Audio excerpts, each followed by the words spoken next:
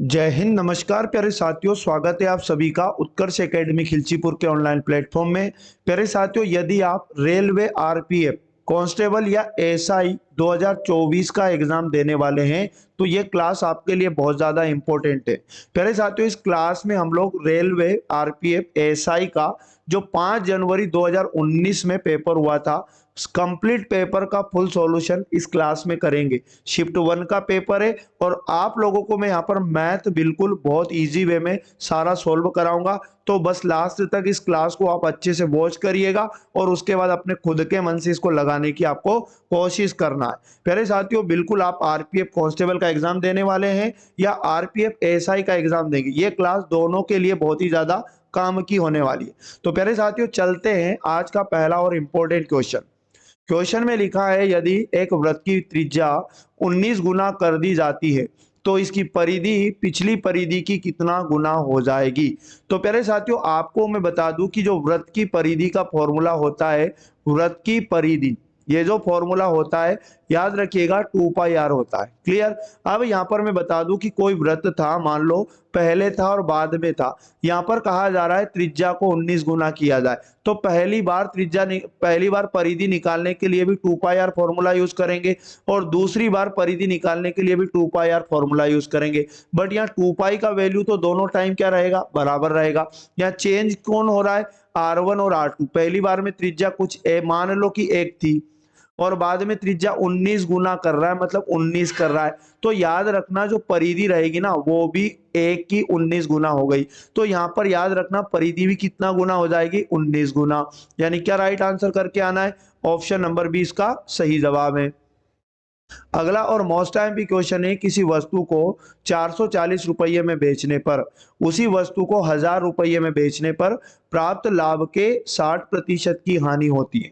उस वस्तु का क्रय मूल्य ज्ञात कीजिए। देखो, कोई भी वस्तु का क्रय मूल्य आपने क्या करना है, आपने मान लेना कि 100 रुपए था, ठीक है। अब 440 में बेचने पर अगर हानि हो रही है तो हानि निकालने के लिए हानि का फॉर्मूला क्या होता है, हानि का फॉर्मूला होता है क्रय मूल्य माइनस विक्रय मूल्य, ठीक है ना। तो याद रखना, अगर क्रय मूल्य में से विक्रय मूल्य यानी 440 को घटाऊं तो हमारे पास हानि आ जाएगी। क्लियर। और आगे बोला गया यहाँ पर 440, यहाँ पर लिखना आपको कितना, 440 को घटाना है क्रय मूल्य में से, ठीक है, तो हानि आ जाएगी। अब ये कह रहा है कि 1000 रुपए में बेचने पर लाभ होता है, तो लाभ का फॉर्मूला होता है विक्रय मूल्य माइनस क्रय मूल्य, यानी 1000 में से आपको क्या करना है, क्रय मूल्य को घटाना है। क्लियर। और यहाँ पर लाभ होगा, तो ये कहा गया कि जो हानि है वो लाभ का 60% है। तो लाभ जो है, लाभ साइड हमें इसका 60% निकालना। तो यहाँ पर ये वैल्यू आपस में बराबर हो जाएगी। अब इसे काटेंगे 20 या 60 और 20 से 5 100, 5 का इधर पूरे में गुणा हो जाएगा तो 5x बनेगा, माइनस 0, 5 चौका 20 कैरी 2, 5 चौका 20 और 2 22 बराबर, इधर 3 का मल्टीप्लाई करेंगे तो 3000 माइनस 3x बनेगा। अब x को एक साइड करेंगे तो 5x माइनस होगा 3x, इधर लिखा है 3000 और इसमें से हमें माइनस करना है, माइनस का 2200 इधर आएगा तो ये जुड़ जाएगा, माइनस नहीं होगा, तो यहाँ पर आ जाएगा 2200। ठीक है, तो यहाँ पर आपने लिखना है 5200 बनेगा और यहाँ बनेगा 5x और ये 3x माइनस का इधर आएगा तो ये भी प्लस का हो जाएगा, तो इधर 8x बनेगा। दोस्तों, x का मान लाने के लिए आपको मात्र क्या करना है, 5200 को भाग देना है किसका, 8 का। तो 8 छंग 48, ठीक है ना। उसके बाद 4 बचेगा, 8 पंच 40 और 0 650 रुपए याद रखना x का मान आएगा और यही क्रय मूल्य था। ऑप्शन नंबर 1 इस क्वेश्चन का करेक्ट आंसर हो जाएगा। अगला क्वेश्चन हमारे पास था, दो संख्याओं का गुणनफल बताओ जिनका LCM हमें दिया था 9017 और HCF दिया था 1। प्यारे साथियों, यहाँ पर मैं आपको एक कंसेप्ट बताता हूँ जो हमेशा काम आएगा। अगर दो संख्याओं में पहली संख्या का गुणा दूसरी संख्या से करें तो बराबर उनका लघुत्तम समापवर्त्य गुणा उनका महत्तम समापवर्तक, ये आपस में बराबर होता है। ये कंसेप्ट आप याद रखना, आपके लिए लाइफ टाइम के लिए काम आएगा। तो यहाँ पर दो संख्याओं का गुणनफल बताओ, मतलब पहली संख्या गुणा दूसरी संख्या, ये तो हमें गुणनफल तो चाहिए। उनका एलसीएम दिया क्वेश्चन में 9017 और गुणा महत्तम की जगह आपको कितना लिखना, 1।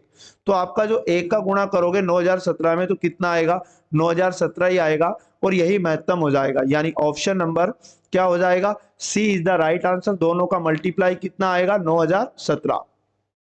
अगला क्वेश्चन आपके पास है 84 लीटर के मिश्रण में दूध और पानी का अनुपात दिया है। एक तो बोला गया कि मिल्क है, एक वाटर है, ठीक है। कितना बताया? 3:4 बताया। यह कह रहा है कि अनुपात बदलकर 3:5 हो जाता है, मतलब अनुपात बदलने के बाद 3:5 हो जाता है। तो मिश्रण में मिलाए जाने वाले अतिरिक्त पानी की मात्रा लीटर में बताना।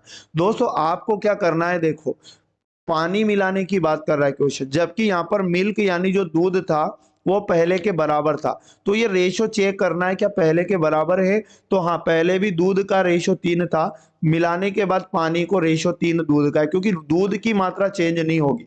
तो यहाँ पर वाटर की मात्रा कितने रेशो चेंज हुई? आप कहोगे 1 रेशो पानी मिलाया गया। तो यहाँ पर हमें क्वेश्चन में जो 84 लीटर दिया है, ये कितने रेशो का मान दिया है? तो 4 और 3 को जोड़ो, प्रारंभिक मिश्रण का मान दिया है 7 रेशो का मान। यहां से 1 रेशो का मान लाएंगे तो हमें 84 को 7 से भाग देना है। 7 से इसे काटेंगे, 7 एकम 7, 7 दूनी 14, यानी 1 रेशो का मान 12 लीटर बनेगा। तो कितना पानी मिलाया जाना चाहिए? तो 1 रेशो मिलाया जाना चाहिए, और 1 रेशो का मान कितना आ चुका है? 12। तो 12 लीटर ही आपका करेक्ट आंसर बन जाएगा। ऑप्शन नंबर डी इस क्वेश्चन का करेक्ट आंसर होगा। अगला क्वेश्चन देखने में इतना बड़ा लेकिन है बहुत इजी। कैसे करना है शॉर्टली समझो डायरेक्ट। देखो ये कह रहा है कि मार्टिन ने अपने वेतन का 13% तो दृष्टिहीन लोगों के लिए, है ना, काम करने वाले संस्थान को दान किया, और 12% अनाथालय को, और 14% शारीरिक रूप से विकलांग लोगों के लिए, ठीक है ना, और 16% बोला गया चिकित्सकीय सहायता करने वाली संस्था को, ठीक है ना, दान कर दिया इतना पैसा। तो ठीक है, और बची हुई राशि थी 42,750, ठीक है ना, उसने बैंक में जमा किया। तो देखो जो उसकी टोटल राशि थी कुल, अपने आप में कितना मान लोगे आप? 100%। इसमें से क्या करना है, जितना उसने खर्च कर दिया, जैसे 13%, अगला बोला उसने 12% अनाथालय में खर्च कर दिया, और 14% क्वेश्चन ने बताया शारीरिक रूप से विकलांग लोगों के लिए खर्च कर दिया, और उसके बाद आगे बोला 16% चिकित्सकीय सहायता के लिए उसने खर्चा कर दिया। ठीक है ना, ये जो खर्चे उसका कुल इसे जोड़ लेना है, ठीक है। प्रतिशत में खर्चा कितना बनेगा? तो जब आप इन सबको जोड़ेंगे तो आपके पास बनेगा 55, यानी 55% उसने खर्च कर दिया। तो कुल में से अगर वो 55% खर्च कर देगा तो उसके पास शेष कितना पैसा बचेगा? तो 45% और बचेगा। और इस 45% का मान क्वेश्चन में दिया है 42,750।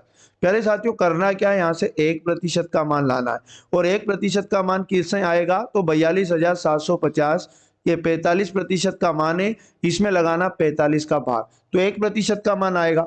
अब क्वेश्चन ने क्या कहा, डायरेक्ट समझो। क्वेश्चन ने ये कहा कि बताओ अनाथालय में उसने कितनी राशि दान करी थी। तो अनाथालय में प्रतिशत में कितना रुपया दान करा था? तो यहाँ पर प्रतिशत में बताया अनाथालय 12%। तो याद रखना अनाथालय की राशि लाने के लिए, ठीक है ना, 1% का जो मान आया हमारे पास 42,750, और बटे में कितना आया? 45। इसमें सिर्फ 12% का गुणा करना है, ताकि 12% का मान आ जाए, और यही हमारा करेक्ट आंसर होगा। 3 चुक 12 होता है, 3 से काटेंगे, 3 एकम 3, 3 पंजे 15, ये ऊपर वाला 15 से काटना, फिर 4 से गुणा करना, तो आपका जो राइट आंसर आएगा 11,400 रुपये आ जाएगा। दोस्तों 11,400 रुपये उसने अनाथालय में क्या किया? दान किया। ऑप्शन नंबर सी इस क्वेश्चन का करेक्ट आंसर बनेगा। नेक्स्ट क्वेश्चन है, एक व्यक्ति साइकिल से 15 किलोमीटर प्रति घंटे की रफ्तार से छात्रावास से कॉलेज जाता है, ठीक है, और 4.5 मिनट की देरी से पहुंचता है, ठीक है ना, मतलब यहाँ पर और बोला गया 20 किलोमीटर प्रति घंटे की रफ्तार से साइकिल चलाता तो 45.5 मतलब 4.5 मिनट पहले पहुंच जाता, ठीक है। मतलब आप इसे कैसे करोगे, दूरी बताना अपने को, दूरी बहुत इजी तरीका कि दो चालें दी है, एक तो 15 किलोमीटर प्रति घंटा चाल बताई, और दूसरी चाल क्वेश्चन में बताइए 20 किलोमीटर प्रति घंटा। आप क्या करो, इन चालों का अनुपात बनाओ, है ना, 15:20, ठीक है, इनको काटो तो आपके पास 5×3 = 15 और 5×4 = 20। ये रेशो चाल का है, और चाल का उल्टा अनुपात होता है समय का रेशो, ठीक। आपको यहाँ पर समय का रेशो बना लेना है 4:3। अब देखो यहाँ पर एक बार तो बोला उसने कि भाई वो यहाँ पर कितना बोला, 4.5 मिनट, 4.5 मिनट बोला, 4.5 मिनट कैसे पहुंचता है? देरी से, पहले वाली चाल से चलेगा तो 4.5 मिनट देरी से पहुंचता है। और आगे ये बोला गया उसने कि अगर यहाँ पर बाद वाली स्पीड से चलेगा तो 4.5 मिनट की क्या पहुंच जाएगा, वो पहले पहुंच जाएगा। तो जब ऐसा कोई क्वेश्चन आए जिसमें देरी और पहले समय दिया है तो आपको ये समय जोड़ लेना है और ये समय का अंतर होता है, याद रखना। मतलब टोटल बनेगा 9 मिनट। और प्यारे साथियों, यहाँ जो रेशो बनाया समय का, इसका अंतर कितने अनुपात है, 1 अनुपात, और 1 अनुपात का मान आया 9 मिनट। अब क्वेश्चन ने क्या कहा, दूरी बताओ, और हम जानते हैं कि दूरी बराबर होता है चाल गुणा समय। अगर वो पहले वाली स्पीड से कॉलेज जाएगा तो 15 की स्पीड थी और समय कितना लगेगा, 4 रेशो, और 1 रेशो समय का मान 9 मिनट आया। तो 4 रेशो का मान लाने के लिए 9 का गुणा 4 से करेंगे तो 4 रेशो समय का मान आएगा, बट ये मिनट में आएगा तो इसमें लगाना 60 का भाग, तो ये घंटे में चेंज हो जाएगा। 15 चुकू 60, 4 से 4 कट जाएगा तो दूरी आपके पास 9 किलोमीटर डायरेक्ट बन जाएगी। यानी ऑप्शन नंबर 3 इस क्वेश्चन का करेक्ट आंसर बनेगा। नेक्स्ट क्वेश्चन, अगला क्वेश्चन हमारे पास एक बॉक्स में 3 अलग अलग प्रकार के पुराने सिक्के हैं जिनका अनुपात संख्या का दिया 3:5:7। तो आपने क्या करना है, इनकी संख्या का अनुपात डायरेक्ट लिखना। कितना दिया है, 3:5:7। ठीक, अब ये कह रहा है पुराने सिक्कों के मूल्य जो बताए 1, 5 और 10 रुपये में है। तो जब संख्या का रेशो आपको दिया हो, आपने क्या करना है, तुरंत मूल्य का अनुपात बनाना। आप कहोगे वो कैसे बनेगा, तो आप इस संख्या के अनुपात में इनके मूल्य का गुणा करना। जैसे 1 रुपया, 3 सिक्के थे, 5 सिक्के हैं, मान लो कितने रुपया के, 5 रुपया के, अनुपात करना 7 सिक्के हैं, कितने रुपया के, 10 के। ठीक है, तो यहाँ बनेगा 3 और यहाँ रेशो 5 गुणा 5 25 और रेशो यहाँ बनेगा 7 दाम 70। तो प्यारे साथियों, ये जो रेशो बनेगा ये मूल्य का रेशो बनेगा। ठीक है, और इनकी कुल कीमत बताइए 686। तो आप इस रेशो को भी जोड़ना कि ये मूल्य का कुल रेशो कितना हुआ। तो 70 में अपन जोड़ेंगे 25 को तो हमारे पास कितना बन जाएगा, 95, और 3 जोड़ेंगे तो हो जाएगा 98, और 98 रेशो का मान क्वेश्चन में बताया 686। एक रेशो का मान लाना तो 686 में भाग लगाएंगे 98 का, तो इसे काटने पर एक रेशो का मान आएगा 7। अब दोस्तों क्या करना है, क्वेश्चन ये कहा कि 10 रुपये के पुराने सिक्कों की संख्या बताओ। अब यहाँ पर एक रेशो का मान 7 आया और 7 का गुणा अगर आप इनकी संख्या के रेशो से करोगे तो 10 रुपए के सिक्कों की संख्या का अनुपात कितना था, 7 रेशो। तो 7 का गुणा 7 से करना है तो 49 आपका राइट आंसर आ जाएगा। ऑप्शन नंबर डी इसका बिल्कुल करेक्ट आंसर बनेगा। नेक्स्ट क्वेश्चन हमारे पास है, 7600 रुपये की राशि 8% की वार्षिक दर पे साधारण ब्याज पर निवेश की जाती है। यदि 5 साल बाद राशि निकाली गई और कुल राशि की आधी राशि शेयर बाजार में निवेश कर दी गई तो बची हुई राशि बताओ। मतलब अपने को क्या बोला क्वेश्चन, 7600 रुपया मूलधन था, आपको प्रश्न में जो दिया मूलधन मतलब प्रिंसिपल दिया है। ठीक है, रेट दिया मतलब दर, दर का मतलब रेट दिया दोस्तों 8%। ठीक है, और यह कह रहा है कि 5 साल के बाद निकाली गई, तो मतलब हमें टाइम भी बताया क्वेश्चन में 5 वर्ष। निकाली गई तो भैया मूलधन और ब्याज दोनों जुड़ जाएगा, तो हमें बनाना है डायरेक्ट मिश्र धन। क्लियर, मिश्र धन क्या होता है, मूलधन प्लस ब्याज। अब देखो साधारण ब्याज का केस है क्वेश्चन में, यहाँ लिखा साधारण ब्याज। क्लियर, तो आपको क्या करना है, दर का गुणा समय से करना है। तो 8 होगा 40%, ये आ जाएगा ब्याज, साधारण ब्याज प्रतिशत में। तो आप क्या करना, जो 7600 है इसका निकालना 40%। तो 7600 रुपया का 5 साल का साधारण ब्याज आ जाएगा रुपया में। ठीक है, ये सिंपल इंटरेस्ट आ जाएगा। 2 जीरो से 2 जीरो कट होगा 0, 4 छंग 24 कैरी आएगा 2, 4 सत्ते 28 और 2 30, 3040 रुपया साधारण ब्याज बनेगा। तो टोटल मिश्रधन कितना निकालेगा, 7600 मूलधन जमा किया था और उसके बाद 3040 यहाँ पर क्या ब्याज मिला। तो टोटल जोड़ लो, 0 4 यहाँ पर आएगा और यहाँ पर जोड़ेंगे तो 6 और यहाँ पर 3 और 7 कितना 10, 10,610, 40 रुपए उसको क्या मिलेगा, मिश्रधन। अब ये कह रहा है कि आधी राशि उसने शेयर बाजार में निवेश कर दी, तो 10,640 का आधा करना है, मतलब 2 का भाग लगाओ तो कितना बचेगा, 2 पंज 10, 2 तिया 6, 2 दूनी 4 जीरो, 5,320 रुपये उसने शेयर बाजार में निवेश कर दिया। तो बचा कितना, आधा और बचा, मतलब इतना ही और बचा। तो राइट आंसर क्या हो जाएगा, 53-20, option number D correct answer. Next question, जब कोई संख्या 119 से विभाजित होती है तो शेषफल 10 बचता है। उसी संख्या को जब 17 से विभाजित किया जाए तो शेषफल क्या होगा। दोस्तों जब ऐसा कोई भी क्वेश्चन आपकी एग्जाम में पूछा जाए और जब उसी संख्या को विभाजित करने की बोले और वापस से शेषफल पूछे तो आपने क्या करना है, जो प्रारंभ में शेषफल बचे उसी को जिससे विभाजित करने की बोले संख्या मानकर उसी को विभाजित करना। सीधा राइट आंसर आएगा। तो यहाँ पर 17 का भाग देने पर शेषफल क्या आएगा, 10 ही आएगा, क्योंकि डिवाइड नहीं हो रहा है। तो राइट आंसर ऐसे क्वेश्चन में वही बनेगा, ऑप्शन नंबर डी। बिल्कुल शॉर्टकट है ये। अगला हल करें, इसको हल करेगा मतलब इसे बोर्डमास रूल से हल करें तो टेंशन नहीं लेना, बहुत इजी है। देखो 324 का पावर 2, इसका मतलब 2 बार इसका गुणा करें। 324 का मल्टीप्लाई 324 से, ठीक है। फिर गुणा में 72 लिखा, 72 लिखो। भाग, भाग लगाओ मतलब बटे का चिन्ह लगा लो। 18 की पावर कितना लिखा है, 5, ठीक है ना। तो 18 का अपन इसमें 5 बार भाग देंगे, ठीक। तो ये 3 बार और 1 बार और 4 बार और ये 5 बार, और डायरेक्ट गुणा करेंगे वापस से 1 बार और किस में, 1021 में। तो हमारा डायरेक्ट राइट आंसर आ जाएगा यहाँ पर, ठीक है। तो इनको काटो आप। 18 का वर्ग होता है 324, ठीक है। तो ये 18 बार कटा, फिर 18 से ये 18 गया, फिर 18 का वर्ग होता है कितना, 324, ठीक है। तो फिर 18 से ये 18 गया और 18 से काटेंगे, 18 चुको 72 और 4 का गुणा इधर करेंगे तो 4 एकम 4, 4 दूनी 8 बनेगा और यहाँ पर 0 आ जाएगा और 4 एकम 4, 4084 इसका राइट आंसर बनेगा। ऑप्शन नंबर डी बिल्कुल सही जवाब है। अगला क्वेश्चन आपके सामने था 375 और यहाँ पर प्यारे साथियों याद रखना फैक्टोरियल लगा था। क्या लगा था, फैक्टोरियल। तो यह कह रहा है कि अनुगामी शून्य बताएं, मतलब 375 फैक्टोरियल में शून्यों की संख्या बताना। तो इस फैक्टोरियल का मतलब यह होता है, क्वेश्चन ऐसे भी आ सकता है 1 गुणा 2 गुणा 3, तो जितनी भी संख्या पर फैक्टोरियल लगाए वहां तक मल्टीप्लाई। तो यहाँ पर 375 पर फैक्टोरियल लगाए तो इसमें अपने को बताना था शून्यों की संख्या। ये पैटर्न आए या ऐसा है, बिल्कुल एक ही है। आपको शून्यों की संख्या लाने के लिए अगर लगातार 1 से सीरीज शुरू होती है और n तक जाती है, मतलब कहीं तक भी जाती है, तो प्यारे साथियों आपको क्या करना है, जो अंतिम संख्या है 375 इसमें हमेशा 5 का भाग देना। तो 5 साते 35, यहाँ पर 35 आएगा, माइनस करेंगे तो यहाँ पर 2 बचेगा, ये 0 हो जाएगा। आगे यदि बात करें तो आप ऊपर से उतारोगे 5, ठीक है ना। तो यहाँ पर भाग जाएगा 50 25, ठीक है ना, और माइनस करोगे कितना बचेगा, 0 0। अब आपको क्या करना है, जो भागफल आया 75 पुनः इसमें 5 का भाग देना। तो 5 का भाग लगाएंगे, 5 एकम 5 है ना, और यहाँ पर 5 एकम 5 माइनस किया, 2 बचा, ऊपर से 5 उतारा, 50 25। तो ये माइनस करेंगे 25 को तो नीचे तो 0 0, ठीक है।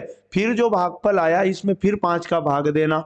तो 5 का भाग देंगे अपन, 5 3 15, माइनस करोगे 0 0, 3 बार भाग गया। अब जो भागफल आया इसमें 5 का भाग नहीं जा रहा है, तो यहीं पर अपने को स्टॉप हो जाना है। तो अपने को लाना है शून्यों की संख्या। तो ये सारे भागफल ही आपका उत्तर होंगे, मतलब 75 और प्लस आपको करना है 15 और प्लस करोगे 3। तो 75 में हम 15 जोड़ते हैं तो हमारे पास 90 और प्लस 3 करेंगे तो कितना, 93। यानी ऑप्शन नंबर ए इसका करेक्ट आंसर बन जाएगा। अगला क्वेश्चन हमारे पास था, एक दुकानदार किसी वस्तु के क्रय मूल्य में 46% की बढ़ोतरी करके उस पर मूल्य अंकित करने के पश्चात उसकी बिक्री के लिए अंकित मूल्य पर, ठीक है, 46% की छूट देता है।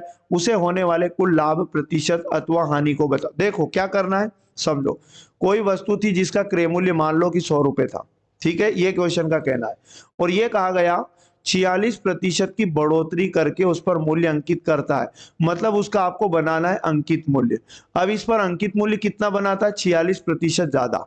अब इस क्रय मूल्य से 46% ज्यादा, मतलब क्रय मूल्य 100 रुपए था और 100 का 46% 46 होगा और 46 और ज्यादा अंकित करेगा, मतलब 146 रुपए उसने उस पर मूल्य छपवा दिया।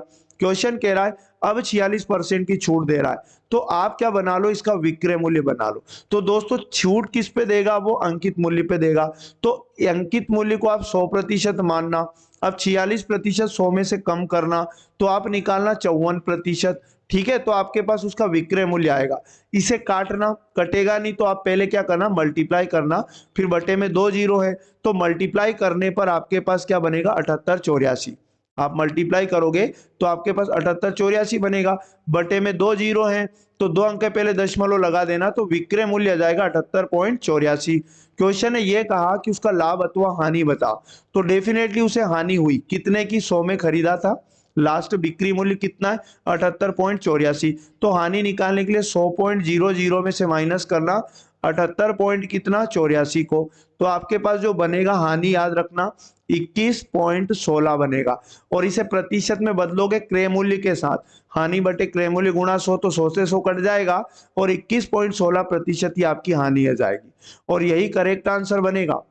ऑप्शन नंबर कौन सा हो जाएगा? 21.16, option number D correct answer है। अगला क्वेश्चन हमें दिया था कि 204 मीटर लंबे पुल को पार करने में एक ट्रेन 57 सेकंड का समय लेती है। यदि वही ट्रेन एक संकेत बोर्ड को पार करने के लिए 23 सेकंड का समय लेती है तो ट्रेन की लंबाई बताओ। दोस्तों ट्रेन की लंबाई बताना है। मान लो ट्रेन की लंबाई जो थी वो x मीटर थी, ठीक है। अब देखो ट्रेन ने पहले तो पुल को पार किया, आपको एक फॉर्मूले में वैल्यू पुट कर देना है ना। चाल बराबर होता है दूरी बटे समय, चाल बराबर दूरी बटे क्या? समय। तो यहाँ पर ये समझो कि ट्रेन ने जब पुल को पार किया होगा तो पुल की लंबाई जो आपको दी है 204 मीटर प्लस ट्रेन की लंबाई, दोनों तो दूरी की जगह आपको पुट करना, ठीक है। और बटे में समय, कितना समय लेती है? 57 सेकंड का, ये क्वेश्चन ने बोला।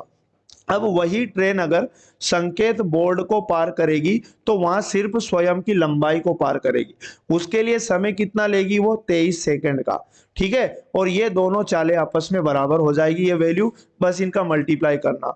आप मल्टीप्लाई करना, इधर क्रॉस मल्टीप्लाई, तो इधर तो बनेगा आपके पास 57x, ठीक है। और यहाँ पर 23 का गुणा करेंगे, 23 चूक 92, कैरी आएगा 9, तो 9 ऐसा ही लिखोगे। और 23 दूनी कितना होता है? 46, 92, और प्लस हो जाएगा 23x, क्योंकि 23 का गुणा x से भी करेंगे। अब x को साइड करने के लिए हम क्या करेंगे? 57x में से माइनस कर लेंगे, किसको? 23x को। बराबर में क्या बचेगा? तो 46, 92 हमारे पास क्या जाएगा? बराबर में रह जाएगा। इसको घटा लो, 9 में से 7 में से 3 गया तो 4x, और यहाँ पर 5 में से 2 गया तो कितना बचा? 3, 34x, और बराबर में कितना आ जाएगा? 46, 92। क्लियर? आपको मैं बता दूं यहाँ पर हमें x का मान चाहिए, तो हम क्या करेंगे? 46, 92 और बटे में आ जाएगा दोस्तों 34। आप इसे 17 से काटना, 17 दूनी 34 होता है, और 17 दूनी 34, 17 थी 51, ज्यादा 2 बार जाएगा, और फिर उसके बाद कितनी बार जाएगा? 7 बार, और फिर 6 बार। इसमें लगाना 2 का भाग, तो आपके पास उस ट्रेन की लंबाई आएगी 2 एकम 2, 2 तिया 6, 2 आठी 16, 138 मीटर लंबाई उसकी बन जाएगी। ऑप्शन नंबर ए इस क्वेश्चन का करेक्ट आंसर बनेगा। कोई राशि चक्रवृद्धि ब्याज की दर से 4 साल में अपने आप की तिगुनी हो जाती है, कितने साल में ये अपने आप की 81-87 गुनी हो जाएगी? देखो कोई 1 रुपया मूलधन था और ये कह रहा 3 गुना हो गया, ठीक है। तो ये इधर गुना है, ये कितनी है? राशि 3 गुना हो गया, मतलब मिश्र धन। तो यहाँ पर इसे 3 गुना होने में दोस्तों कितना समय लगा? तो ये कहेंगे आप कि ये 4 वर्ष का समय लगा, ठीक। अब बात को समझें आप सभी। यहाँ पर ये जो मिश्र धन दिया 81-87, इसके करना अभाज्य गुणनखंड, ठीक है। मतलब क्वेश्चन कह रहा है कि कितने साल में अपने आप की 81-87 गुना हो जाएगी। इसे काटना 3 से, 3 7 21, 3 दूनी 6 और 3 9 27। फिर 3 से काटेंगे, 3 दूनी 6, 3 चुक 12, 3 3 9। 3 से काटेंगे, 3 8 24, 3 एकम 3।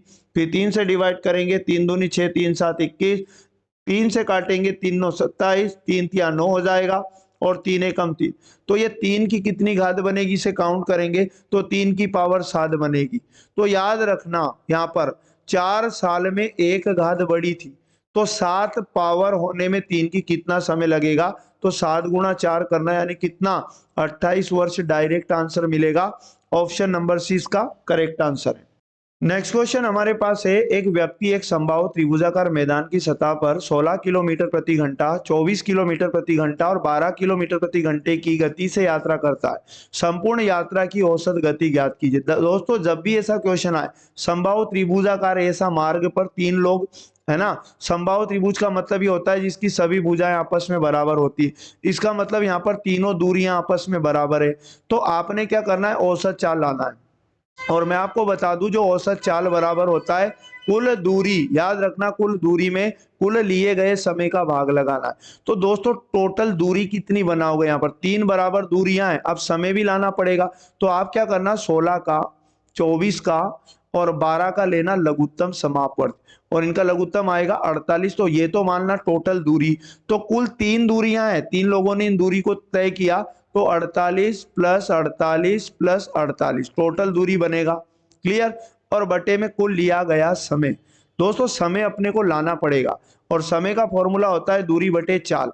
पहली दूरी 48 बटे पहली चाल कितनी 16, दूसरी दूरी भी 48 और दूसरी चाल 24, और तीसरी दूरी कितनी 48, तीसरा समय 12, 16 तिया होता है 48 प्लस 24 दूनी हो जाएगा 48 प्लस और 12 चुकू 48, 3 2 5 और 4 हो जाएगा 9, मतलब टोटल समय 9 घंटे लगेगा। तो आप क्या करोगे, इसे 3 बार जोड़ो या 3 का गुणा कर दो ना, 48 गुणा 3 बात एक ही है, और बटे में 9 है तो बटे में 9, 3 से काटो 9 को, 3 तिया 9, 3 से कटेगा ऊपर, 3 एकम 3, 1 बचा, 3 छंग 18, मतलब 16 किलोमीटर प्रति घंटा। याद रखना दोस्तों इसकी औसत चाल बनेगी ऑप्शन नंबर ए।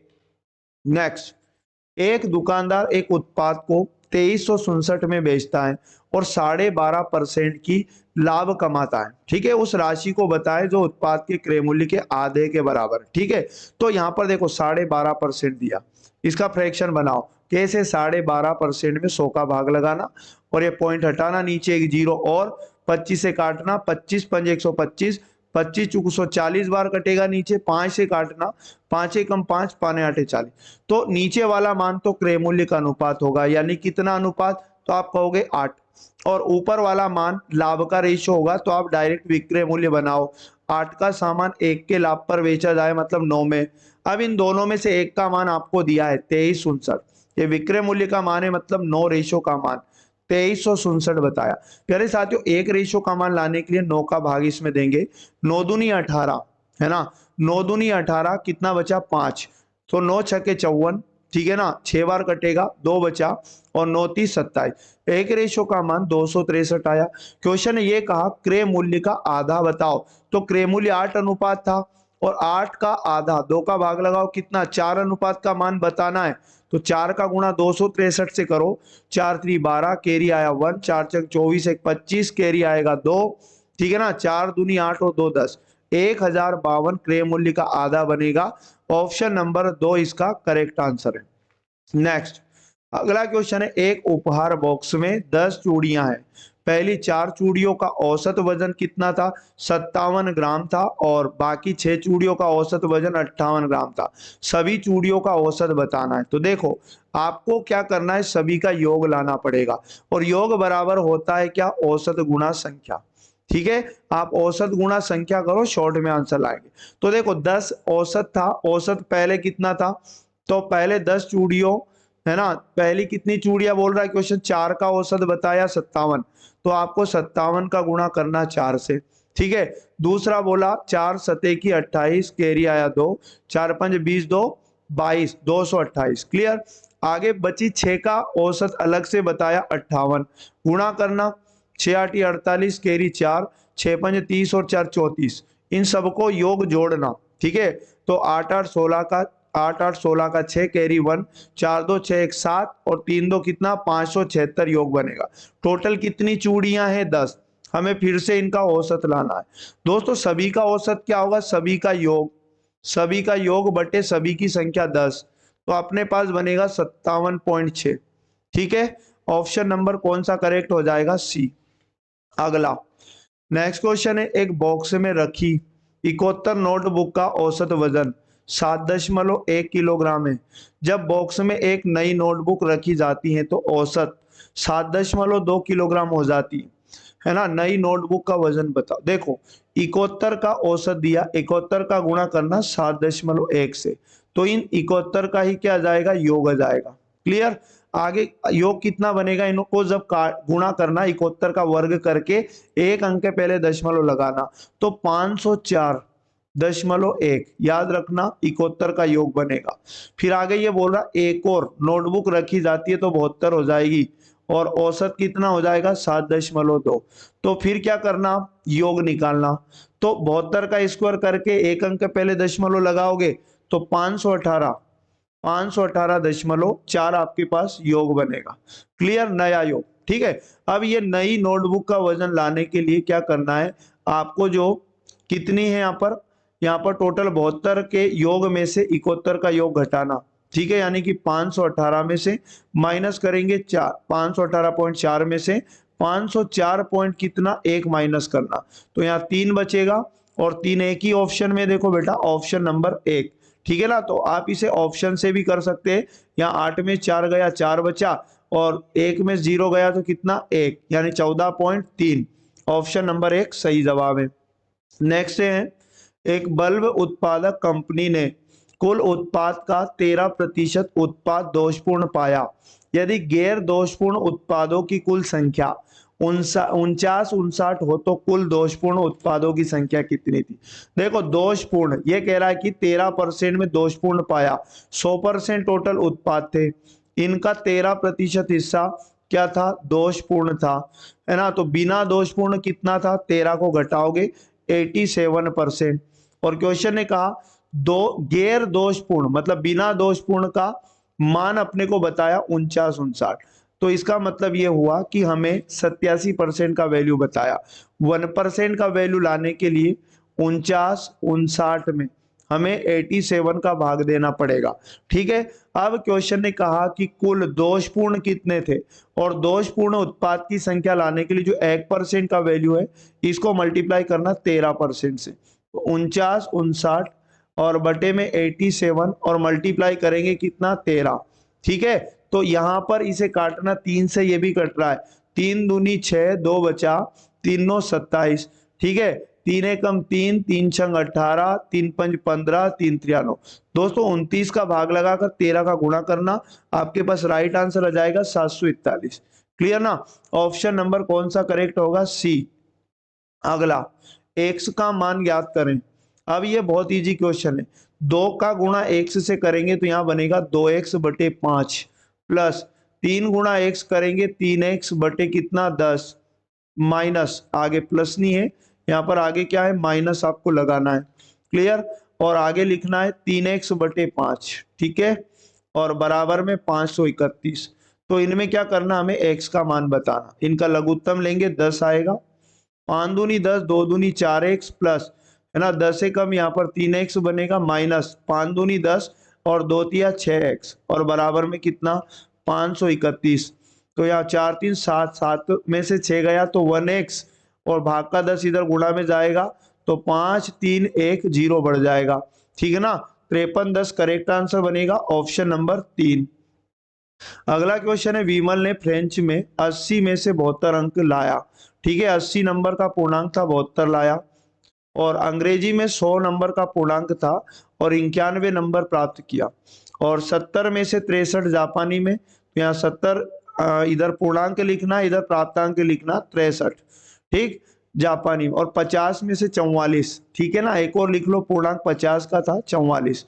क्लियर, इधर प्राप्तांक को जोड़ लेना, इधर पूर्णांक को जोड़ना, तो पूर्णांक कितने का बनेगा, 100 में अपन जोड़ेंगे 50 को 150, 150 में 70 को जोड़ेंगे तो कितना बनेगा हमारे पास 220, 220 में 80 को जोड़ेंगे, पूर्णांक टोटल 300, इधर का जोड़ो 4 3 7 1 8 और 2 10 की 0, हासिल 1 आएगा, 9 7 16, 16 4 20 6 26 और 1 कितना 27, यानी 270 टोटल प्राप्तांक है।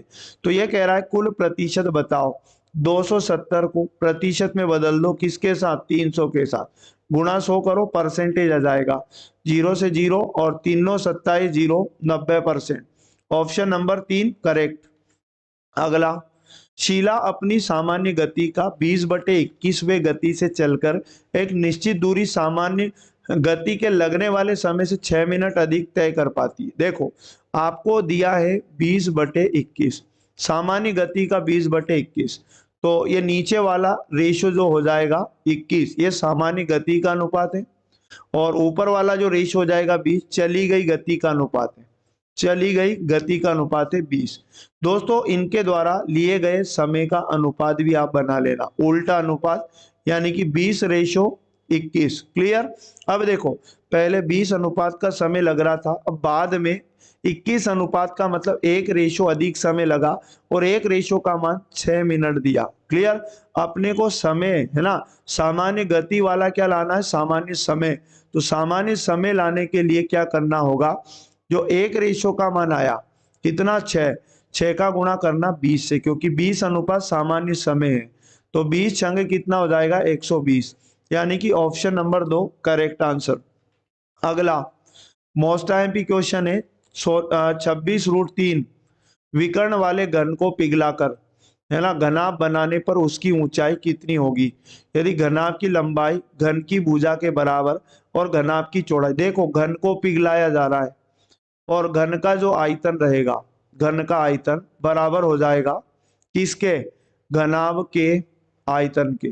तो दोस्तों यहां पर पहले आपको घन का आयतन बनाना पड़ेगा, जबकि हमें क्या दिया, घन का विकर्ण दिया। और घन के विकर्ण का फॉर्मूला जो होता है दोस्तों a√3 होता है, मतलब उसकी भुजा करनी 3। विकर्ण की जगह अपन लिखेंगे 26 करनी 3 बराबर a करनी 3। तो करनी 3 से करनी 3 जाएगा, मतलब उसकी भुजा पता चलेगी हमें 26। क्लियर। और घन के आयतन का फॉर्मूला होता है a³ और घनाभ का जो आयतन होता है लंबाई इंटू चौड़ाई इंटू ऊंचाई होता है। क्लियर। a³ करेंगे मतलब 26 का क्यूब, 26 गुणा 26। दोस्तों यहाँ पर घनाभ की लंबाई घन की भुजा के बराबर है, घन की एक भुजा कितनी थी 26, तो घनाभ की लंबाई 26।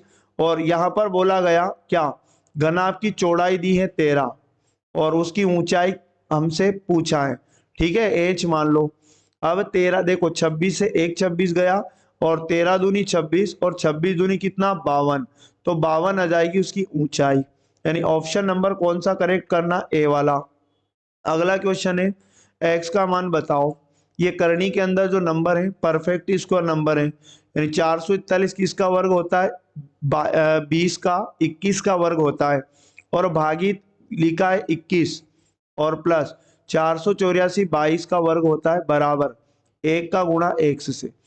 तो यहाँ 21 से 21 एक बार कटेगा, 22 में एक जोड़ा कितना 23, गुणा का एक इधर भाग में आएगा बराबर में x, एक का भाग देंगे दोस्तों तो 23 ही x का मान बनेगा। Option number C correct answer होगा। अगला क्वेश्चन हमारे पास है स्टेशन मास्टर निर्णय करता है कि आयताकार डिजिटल बोर्ड की लंबाई 4% बढ़ा दी जाए और चौड़ाई 6% घटा दी जाए, क्षेत्रफल में हुए कुल परिवर्तन का पता ज्ञात करें। सबसे शॉर्ट तरीका है +-x +-y। ठीक है, और यहाँ पर लगाना हमेशा +x गुणा y और बटे में 100। दोस्तों यहाँ पर पहले क्या हुआ 4% वृद्धि तो प्लस का 4 और फिर बोला गया 6% घटा मतलब -6 और यहाँ पर हमेशा प्लस लगाना। और यहाँ पर क्या लिखा आपने 4 गुणा -6 है ना, x गुणा y की जगह लिखना, बटे में लिखना 100। तो 4 में 6 गया, माइनस का कितना बचा 2 प्लस इधर इसको सोल्व करो 6 चुको 24 बटकाई का माइनस का और बटे में क्या है 2 जीरो, तो 2 अंक के पहले दशमलव 0.24 काई का माइनस का और ये माइनस का इधर अपन लिखेंगे 0.24। तो आपको समझ में आ रहा होगा माइनस प्लस माइनस हो जाएगा, तो -2 माइनस है ना 0.24 दोस्तों जुड़ जाएगा, लेकिन चिन्ह माइनस का, तो 2 पॉइंट कितना 24 काई का माइनस का। तो माइनस का अगर आता है तो लास्ट में कमी होती है, कमी हो जाएगी 2.24% की। Option number C correct. ठीक है, अगला क्वेश्चन है चक्रवृद्धि ब्याज और साधारण ब्याज पर 2 वर्षों के लिए निवेश की गई समान राशि पर अर्जित ब्याज का अंतर 2 साल का साधारण ब्याज और उसके बाद क्या बोल रहा है ना 76 रुपए। यदि ब्याज की दर 4% है तो राशि का साधारण ब्याज और चक्रवृद्धि ब्याज का अंतर बताए। डायरेक्ट शॉर्ट तरीका डिफरेंस बराबर P R/100 की पावर टी नहीं 2, हमेशा 2 साल के लिए काम करेगा ये। डिफरेंस का मान दिया 76 और बराबर P हमसे पूछा है, R/100 तो दर बताया कितना 4 बटे में 100 पावर लगाना 2। अब P का मान इधर ये इसका 2 बार गुणा होगा, बट इनको इधर लाएंगे तो क्या होगा 76 भाग का 100 गुणा में, भाग का 100 गुणा में और बटे में आ जाएगा 4 गुणा 4। ठीक है दोस्तों, 4 से काटेंगे इधर तो ये बनेगा 25, अगले 4 से इसे काटेंगे 4 एकम 4 4 नाम 36, तो यहाँ पर 25 न में 225 कैरी आएगा कितना 22 ठीक। 25 से कम 25 और 22 को जोड़ेंगे अपन तो यहाँ पर बनेगा 7 और यहाँ पर बनेगा कितना 4 और इसमें डबल जीरो और बढ़ जाएगा 47,500 किसका मान बच जाएगा मूलधन का। ऑप्शन नंबर 20 क्वेश्चन का करेक्ट आंसर होगा। क्वेश्चन हमारे पास है यहाँ पर 15.73 प्लस 13.75 और प्लस 16.73 माइनस 28.64 बराबर 3 गुणा क्वेश्चन मार्क की जगह x मानना। तो देखो सबसे पहले जोड़ लो 3 और 5 8 और 3 11 का 1 हासिल आया 1 और 7 2 9 और 9 7 16 1 17 के साथ कैरी आएगा 1। फिर 2 के पहले दशमलव लगा लेना 6 और 3 9 9 5 14 और 1 15 के 5 कैरी 1। यहाँ पर 1 और 1 2 और 1 3 और 1 हासिल का हो जाएगा 4। इसमें से माइनस करना है हमें कितना 28.64। ठीक है 28.64 को घटाओ 11 में से 4 गया 7 और 6 में से 6 गया 0। क्लियर ना। फिर से दशमलव लगाना और 5 में से यहाँ पर कितना जाएगा 8 तो यहाँ 15 में से 8 गया 7 तो अपने पास यहाँ पर हो जाएगा 3 में से 2 गया 1 17 0 7 और गुणा का 3 भाग में बराबर में 1 मान लेना। ठीक है 3 से काटेंगे 3 5 15 और 2 बचा 3 6 18 2 बचा 3 9 27 2 के पहले फिर दशमलव लगा दो तो x का मान कितना आएगा 5.69। Option number A correct answer हो जाएगा। दोस्तों अगला क्वेश्चन है हमीद क्लीमेंट और गणेश के वेतन का अनुपात। 3 लोगों के वेतन का अनुपात बताया। यदि गणेश को हमीद से 892 रुपए ज्यादा मिल रहे हैं तो क्लीमेंट का वेतन क्या होगा। देखो किसका अंतर बताया ये, एक तो गणेश का और एक हमीद का। हमीद का अनुपात कितना है 3 और उसके बाद यहाँ पर गणेश का अनुपात कौन सा है लास्ट वाला मतलब 7। इन दोनों का डिफरेंस बताया रेशो का डिफरेंस देखो 4 रेशो का मान बताया 892। एक रेशो बराबर होगा 4 का भाग लगाना 4 दूनी 8 4 दूनी 8 4 3 12। क्लियर। एक रेशो का मान आया। क्लीमेंट का वेतन बताना। क्लीमेंट का रेशो कितना है दूसरे नंबर पर मतलब 5 तो आपको क्या करना है 223 का गुणा 5 से करना। तो याद रखना क्लीमेंट का रेशियो आ जाएगा 5 3 15 कैरी 1 5 दूनी 10 और 11 कैरी 1 5 दूनी 10 और 11 11 15। ऑप्शन नंबर कौन सा करेक्ट हो जाएगा बी वाला। तो दोस्तों ये थे पूरे अति महत्वपूर्ण क्वेश्चन जो आपकी एग्जाम में इस बार भी ऐसे क्वेश्चन आपको देखने को मिलेंगे। और यदि आप चाहते हैं कि रीजनिंग का भी फुल सॉल्यूशन हम लोग करें तो आप लोग हमें कमेंट करके बताएं। और इससे पहले जो एक पेपर सोल्व हुआ उसको भी आप जरूर लगा लें। आप सभी पेपर को जरूर लगा लें। हम सारे पेपर अपलोड करेंगे। चैनल पर आए हैं तो सब्सक्राइब करके बेल आइकन ऑन कर ले क्योंकि आरपीएफ से संबंधित क्लासें आपको इस यूट्यूब चैनल पर मिलने वाली है। तो मिलेंगे दोस्तों नेक्स्ट वाले पार्ट में। जय हिंद जय भारत वंदे मातरम।